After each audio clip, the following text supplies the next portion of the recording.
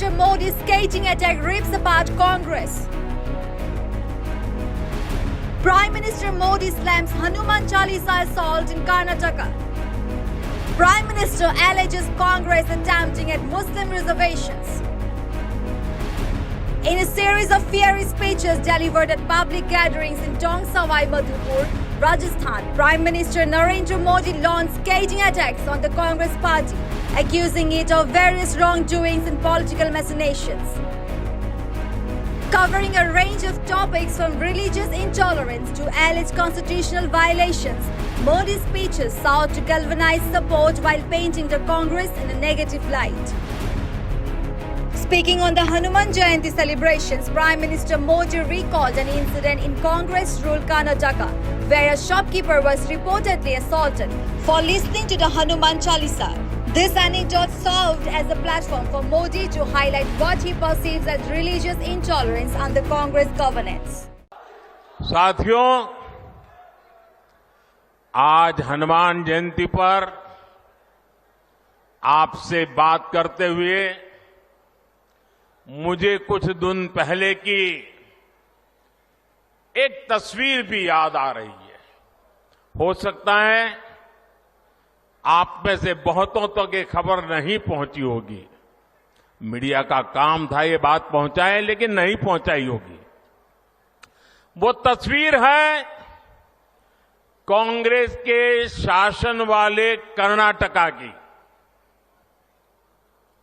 कुछ दिन पहले वहां एक छोटा दुकानदार, उसको सिर्फ इसलिए बुरी तरह से पीटा गया, लहूलुहान कर दिया गया, क्योंकि वो अपनी दुकान में बैठे बैठे हनुमान चालीसा सुन रहा था। ये कांग्रेस की कर्नाटका की सरकार का काम देखिए। अपनी छोटी सी दुकान में एक गरीब आदमी भक्ति भाव से प्रभु हनुमान जी का स्मरण करते हुए हनुमान चालीसा सुन रहा था, उसको लहूलुहान कर दिया गया। Prime Minister Modi also accused Congress of plotting to seize private property and distribute it among their favored individuals. He claimed that his recent revelations about this alleged agenda has sent the Congress-INLD alliance into a panic, leading to personal attacks against him. Modi challenged Congress to confront the truth and questioned their reluctance to acknowledge their purported policies. अभी परसों जब मैं राजस्थान आया था, तो मेरा एक 1.5 minute का भाषण, 90 सेकंड का भाषण, और मैंने कुछ सत्य देश के सामने रखा, और पूरी कांग्रेस और इंडी गठबंधन में ऐसी भगदड़ मची है, ऐसी भगदड़ मची है। मैंने सत्य रखा देश के सामने।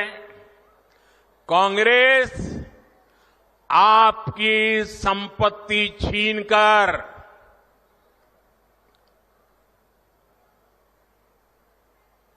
उनके खास लोगों को बांटने की गहरी साजिश रचकर बैठी है।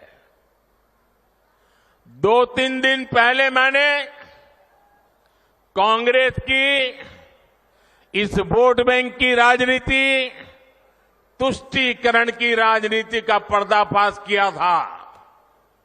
इससे कांग्रेस और उसको सिस्टम में उनको इतनी मिर्ची लगी है, इतनी मिर्ची लगी है कि वो हर तरफ गालियां देने में टूट पड़े। जो आए वो मोदी को गाली दे रहा है। मैं कांग्रेस से जानना चाहता हूं, आखिर कांग्रेस सच्चाई से इतना डरती क्यों है? The Prime Minister further criticized the Congress for alleged tampering with the Constitution by attempting to implement reservation based on religion. Modi claimed that the Congress's aim was to provide reservations to Muslims at the expense of reducing allocations for scheduled castes, scheduled tribes and other backward classes. He referenced statements by former Prime Minister Dr. Manmohan Singh accusing the Congress of prioritizing appeasement politics over constitutional integrity. अब देखिए, Congress party ने संविधान के साथ, बाबा साहब आंबेडकर के दिए हुए संविधान के साथ किस प्रकार से खिलवाड़ करने की कोशिश की।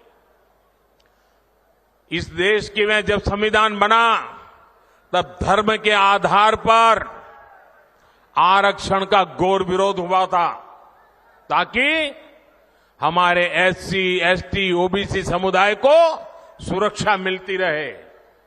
लेकिन उन्होंने, मनमोहन सिंह जी ने भाषण किया था और उस सभा में मैं मौजूद था मुख्यमंत्री के नाते, मुस्लिमों का देश के संसाधनों पर पहला हक है, ये मनमोहन जी का बयान है। और ये संयोग नहीं था और ये अकेला बयान नहीं था। कांग्रेस पार्टी की सोच हमेशा से तुष्टीकरण की रही है, वोट बैंक की राजनीति की रही है।